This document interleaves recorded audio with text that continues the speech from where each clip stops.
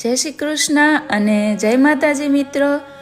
તો વાત એમ છે કે જ્યારે પોતાના દેશમાં હતા ને તો વિદેશી ખાવું હતું, પણ વિદેશમાં આવ્યા પછી દેશી ખાવાનો ચસ્કો લાગી ગયો. હું તો વીકેન્ડમાં પણ આસપાસની ઇન્ડિયન રેસ્ટોરન્ટ સર્ચ કર્યા કરું, પણ પ્રોબ્લેમ એ થાય છે કે અહીંયાના લોકો ફીકું ખાય અને મને એવું લાગે છે કે અહીંયાની ઇન્ડિયન રેસ્ટોરન્ટ પણ એમના ટેસ્ટને ધ્યાનમાં રાખીને ફૂડ તૈયાર કરતી હોવી જોઈએ. હવે આપણે રહ્યા ખાવાના શોખીન, મસાલેદાર, ચટાકેદાર અને તીખું તમતમતું તો અહીંયા ક્યાંથી મળે? તો ભાઈ વિદેશમાં ઘર જેવો અને સુરત શહેર જેવો ટેસ્ટ તો ભૂલી જ જાઓ.